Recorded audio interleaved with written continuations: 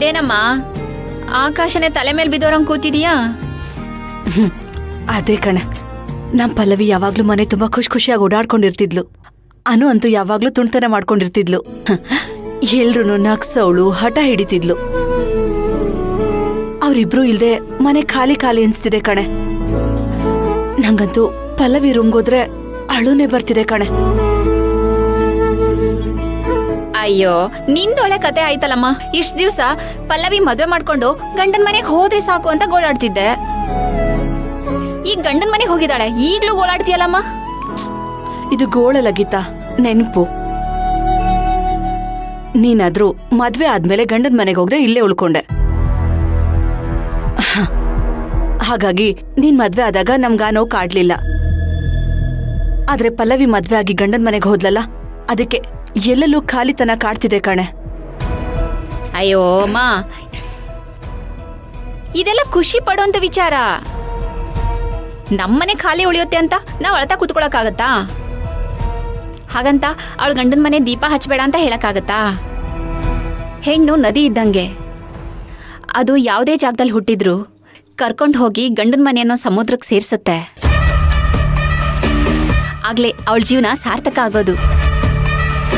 ನಮ್ ಪಲ್ಲವಿ ಜೀವನ ಇವತ್ತಿಗೆ ಸಾರ್ಥಕ ಆಯ್ತು ಅಂತ ಖುಷಿ ಪಡು. ಯಾಕೆ ಹಿಂಗ್ ಕೊರಗ್ತಾ ಇದೀಯಾ? ಯಾಕೆ ಹೇಳು? ನೀನ್ ಇಲ್ಲಿ ಕೊರಗ್ತಾ ಇದ್ರೆ ಅದು ಪಲ್ಲವಿ ಮನಸ್ಸಿಗೆ ತಾಗುತ್ತೆ. ಯಾಕೆಂದ್ರೆ ಅವಳಿಗೆ ನಿನ್ಮೇಲೆ ಅಷ್ಟೊಂದು ಅಟ್ಯಾಚ್ಮೆಂಟ್ ಇತ್ತು. ಅಯ್ಯೋ ನಮ್ಮಮ್ಮ ಹೇಗಿದ್ದಾರೆ, ಅಯ್ಯೋ ನಮ್ಮ ಅತ್ತೆ ಹೇಗಿದ್ದಾರೆ, ನಮ್ಮ ಮಾವ ಹೇಗಿದ್ದಾರೆ ಅಂತ ಕೊರಗ್ತಿರ್ತಾಳಮ್ಮ. ನೀನು ಖುಷಿಯಾಗಿರ್ಲಿ ಅಂತ ಇಲ್ಲಿಂದಾನೇ ಆಶೀರ್ವಾದ ಮಾಡು. ಅದೇ ಅಲ್ವಾ ತಾಯಿ ಸ್ಥಾನದಲ್ಲಿ ಇಂತೂ ಮಾಡ್ಬೇಕಿರೋದು.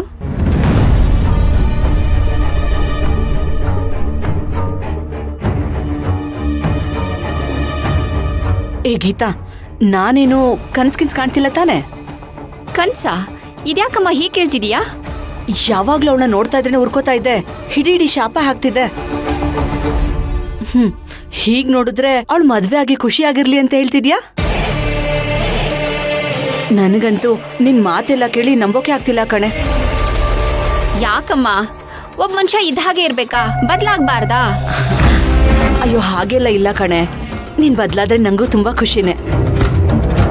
ಆದ್ರೆ ಸಡನ್ ಆಗಿ ಈಗ ಬದ್ಲಾದ್ಯಲ್ಲ, ಅದಕ್ಕೆ ಸ್ವಲ್ಪ ಶಾಕ್ ಆಯ್ತಷ್ಟೆ. ಅದು ನಾನು ಲಗೇಜ್ ಎತ್ಕೊಂಡು ಮನೆಯಿಂದ ಆಚೆ ಹೋಗುವವರೆಗೂ ನಿಮ್ ಯಾರ ಬೆಲೆನೂ ನಂಗೆ ಗೊತ್ತಿರ್ಲಿಲ್ಲ ಅಮ್ಮ. ದುಡ್ಡಿದ್ರೆ ಸಾಕು ಜೀವನ ಮಾಡ್ಬೋದು ಅಂತ ಅನ್ಕೊಂಡಿದ್ದೆ.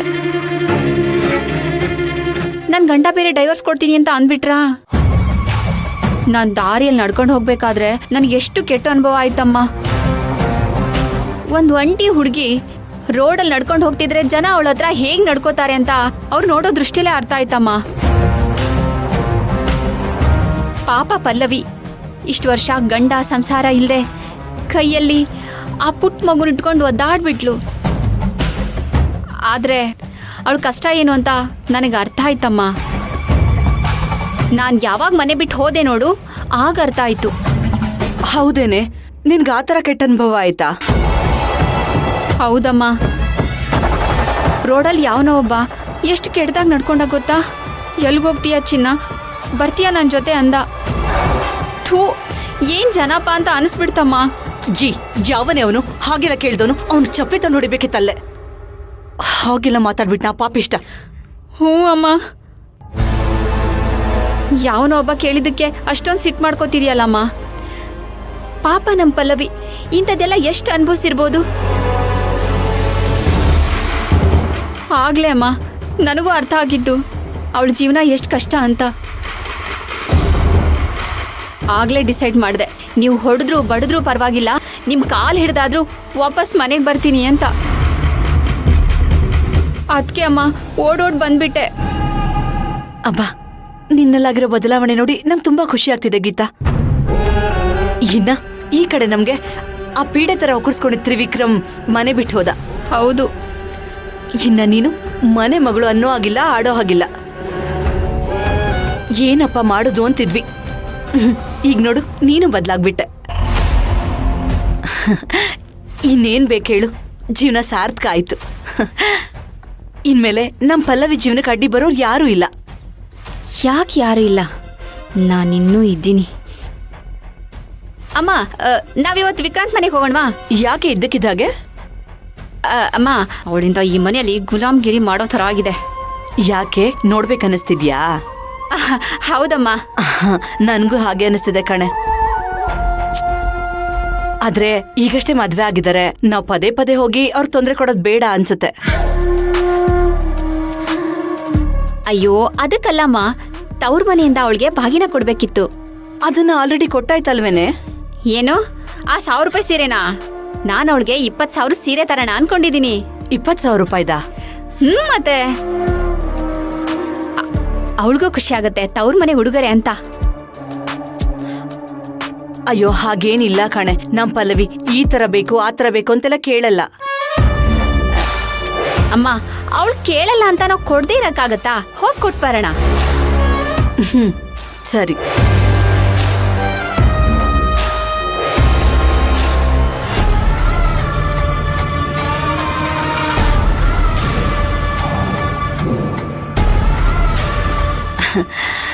ಅಪ್ಪ ದೇವ್ರೆ, ಏನಪ್ಪ ನಮ್ ಗೀತಂಗೆ ಇಷ್ಟ ಬೇಗ ಒಳ್ಳೆ ಬುದ್ಧಿ ಕೊಟ್ಬಿಟ್ಟಿಯಲ್ಲ.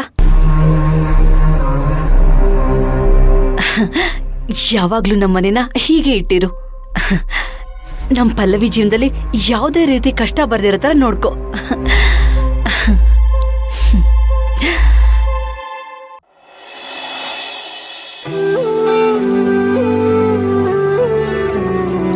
ತಗೊಳಮ್ಮ ಕಾಫಿ.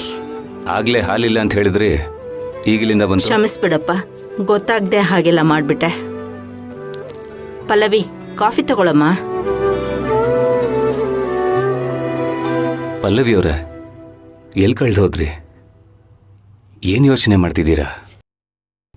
ಕಾಫಿ ತಗೊಳ್ಳಿ.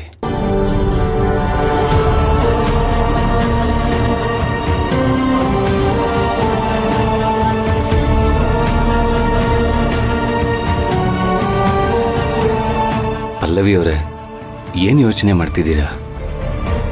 ಅದೇ ಯಾವುದೋ ಹೆಂಗಸು ದುಡ್ಡು ಕೊಟ್ಟು ನನ್ನ ಬಗ್ಗೆ ಈ ಥರ ಸುಳ್ಳು ಹೇಳಿ ಅಂತ ಹೇಳಿದಾಳಲ್ಲ, ಅದ್ಯಾರು ಅಂತ ಯೋಚನೆ ಮಾಡ್ತಿದ್ದೀನಿ. ಪಲ್ಲವಿ, ನಿನಗೆ ಆಗದೆ ಇದ್ದವ್ರು ಯಾರಾದರೂ ಇದ್ದಾರಮ್ಮ? ಪಲ್ಲವಿ ಅವ್ರಿಗೆ ಆ ಥರ ಯಾರಿದಾರಮ್ಮ? ಇದ್ದಿದ್ದು ಭೀಮಾಂಬಿಕಾ, ಅವಳು ಜೈಲ್ ಸೇರಿದ್ದಾಳೆ. ಅವರಂತೂ ಬಂದು ಹೇಳಕ್ಕಾಗಲ್ಲ. ಅಂಡ್ ಪಲ್ಲವಿ ಅವರು ಎಲ್ಲರ ಜೊತೆಗೂ ಚೆನ್ನಾಗಿದ್ದಾರಮ್ಮ. ಅವ್ರು ಯಾರ ಹತ್ರನೂ ನಿಷ್ಠೂರ ಮಾಡ್ಕೊಳಕ್ಕೆ ಹೋಗಿಲ್ಲ. ಅವ್ರಿಗ್ಯಾರೂ ಎನಿಮೀಸ್ ಇರಕ್ಕೆ ಚಾನ್ಸೇ ಇಲ್ಲ.